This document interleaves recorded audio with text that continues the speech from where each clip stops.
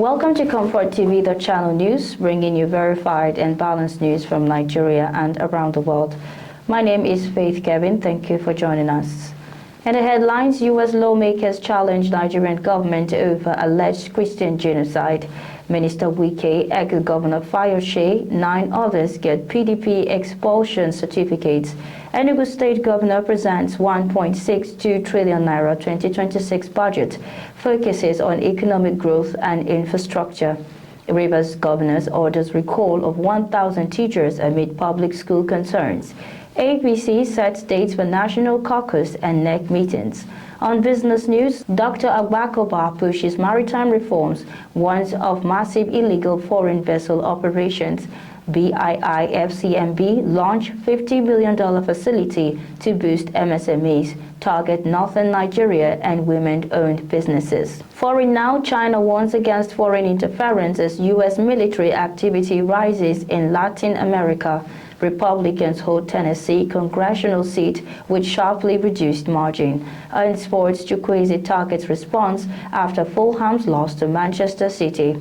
Landi Lara to face Johan Gonzalez after Janibek Alim Kanuli fails anti-doping test. Now the news. The debate over alleged Christian genocide in Nigeria intensified as a senior member of the United States Congress received a rare joint briefing from House Appropriation and Foreign Affairs leaders.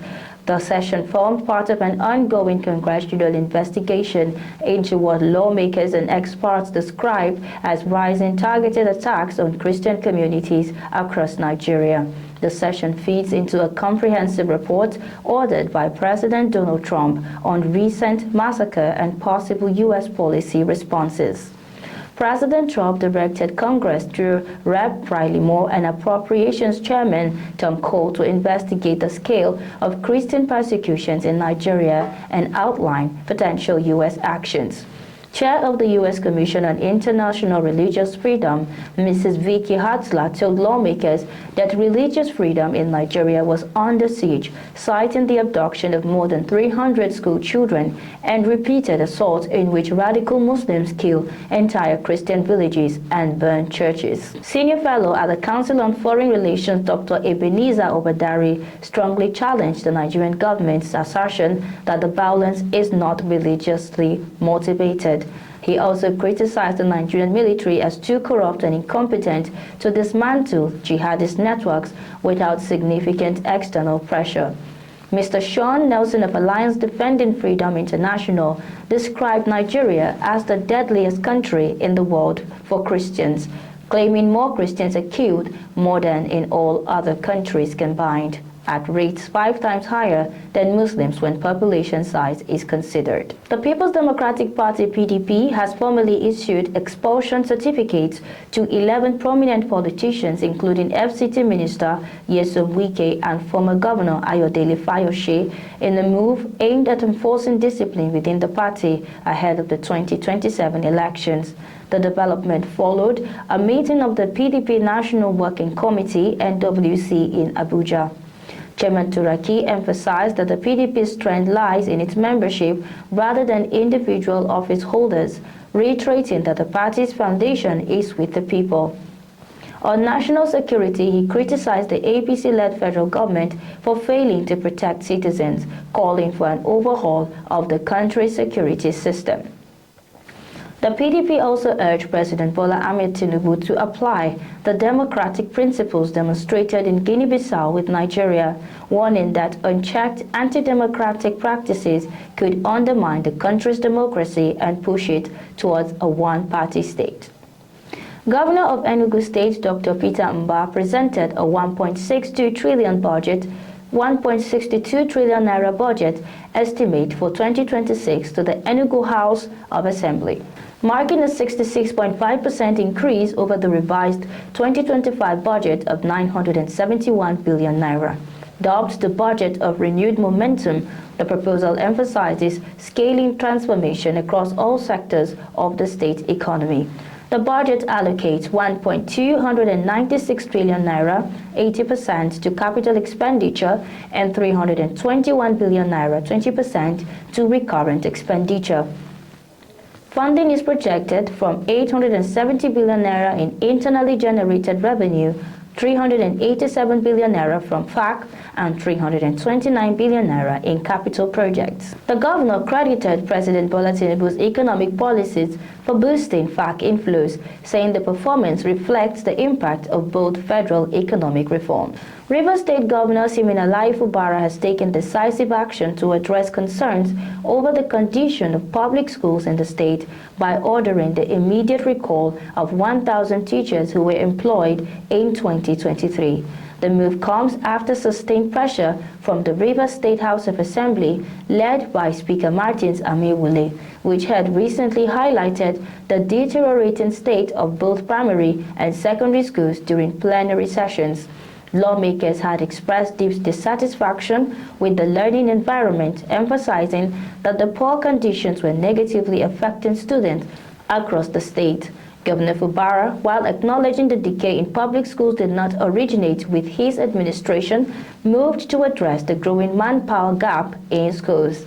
As part of this initiative, the governor directed the revalidation of the 1,000 teachers, ensuring that they are properly deployed and equipped to serve in schools that require immediate attention. The initiative is expected to bring relief to students, parents, and educators in the school, and it seeks to improve the quality of education and address long-standing concerns over teacher availability. The revalidation of the 1,000 teachers is also intended to complement ongoing reforms in the education sector, which includes efforts to improve infrastructure, learning materials, and overall school management. The All Progressives Congress APC has announced the dates for its National Caucus and National Executive Committee meeting in line with Article 12.5 and 12.3 of the party's constitution. According to a statement signed by the party's National Secretary, Senator Ajibola Bashiru, the National Caucus will hold on Monday, 15 December 2025, while the NEC meeting is scheduled for Tuesday, 16 December 2025. Both meetings will take place at the Banquet Hall Presidential Villa, Abuja. Top leaders expected to attend include President Bola Ahmed Tinubu, Vice President Kashim Shettima, Senate President Godswill Akpabio, and House of Rep Speaker Tajuddin Abbas. State governors and selected federal lawmakers elected under the APC platform are also slated to be present. This is ComfortTV.channel news. Will return shortly with business, foreign, and sports news. Stay tuned.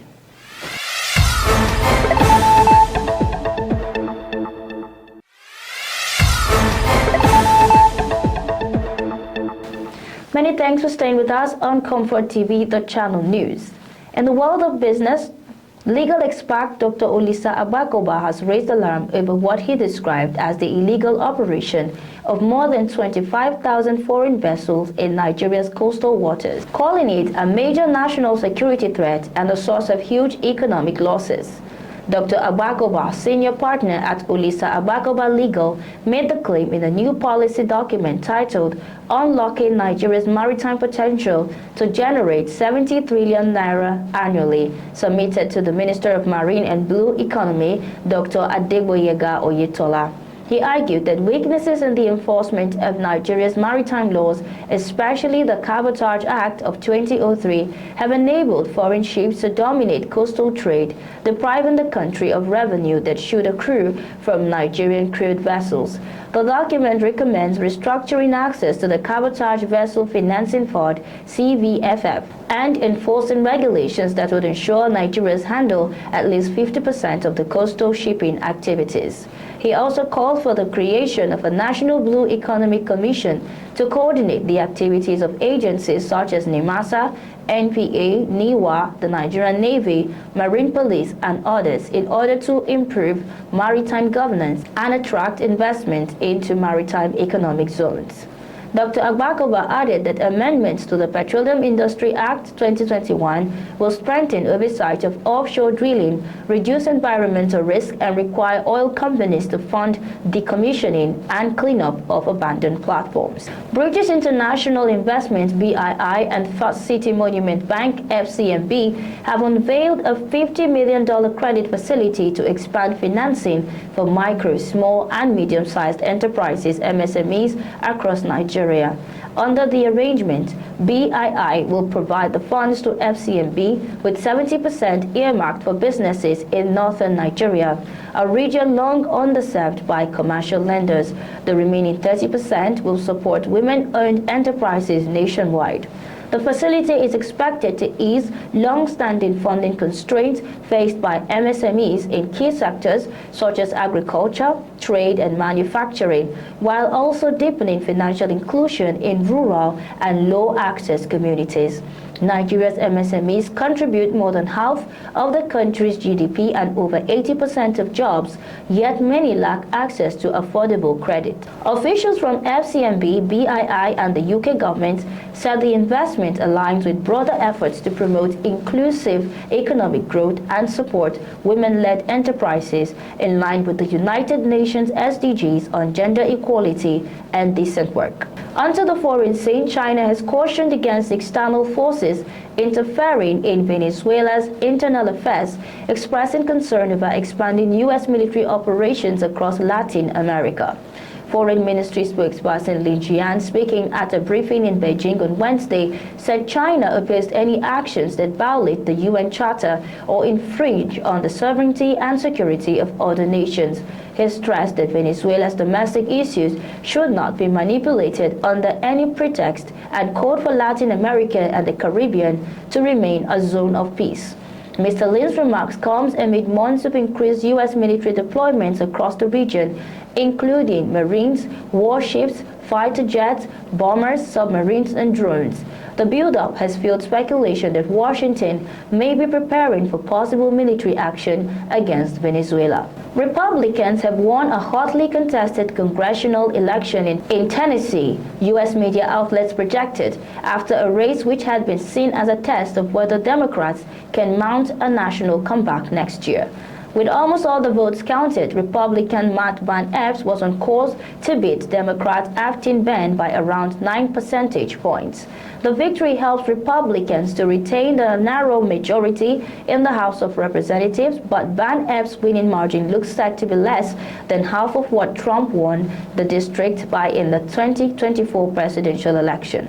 The vote in the state's 7th congressional district received national attention as the U.S. looks ahead to midterm elections next year.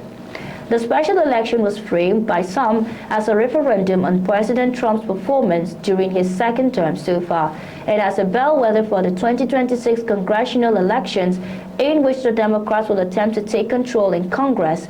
Failure to hold a seat will be seen as an enormous blow for Republicans and an indication that Trump's electoral appeal could be waning. On sports, Super Eagles winger Samuel Chukwueze says Fulham will give everything in their next Premier League outing after falling short in a dramatic 5-4 defeat to Manchester City at Craven Cottage. Chukwueze came off the bench to score twice, while Alex Iwobi also found the net, but Fulham's late surge was not enough to overturn City's early dominance.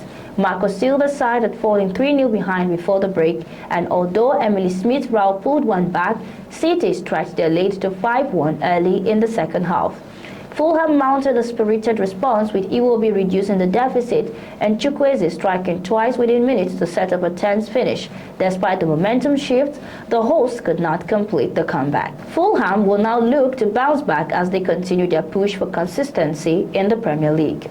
Moving on, WBA middleweight world champion Erislandy, the American Dream Lara, will defend his title against power-punching challenger Johan Gonzalez at a stacked PBC pay-per-view event on Prime Video this Saturday, December 6, from Frost Bank Center in San Antonio.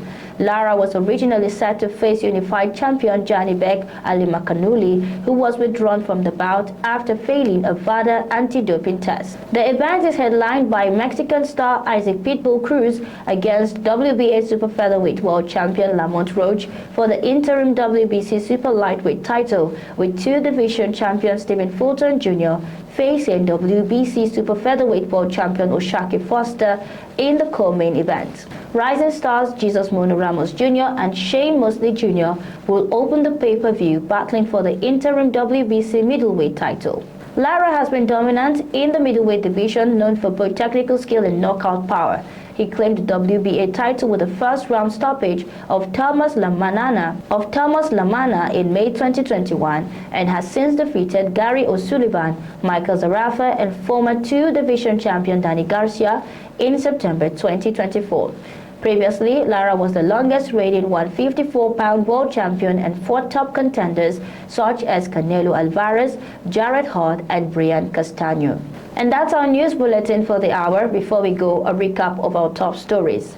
U.S. lawmakers challenge Nigerian government over alleged Christian genocide. Minister Wike, ex-Governor Fayose, 9 others get PDP expulsion certificates.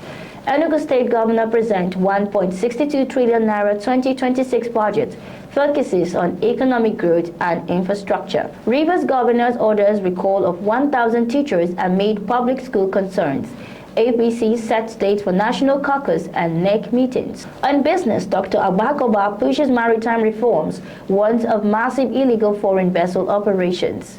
On foreign, China warns against foreign interference as U.S. military activity rises in Latin America. And on sports, Chukwueze targets response after Fulham's loss to Manchester City. Thanks for watching. For breaking news, exclusive interviews and more, follow us online at ComfortTV.channel on all platforms. Remember to like, share our videos, subscribe to our channel and click on the notification bell so you don't miss out on future updates. My name is Faith Kevin. Until next time, stay informed, stay connected.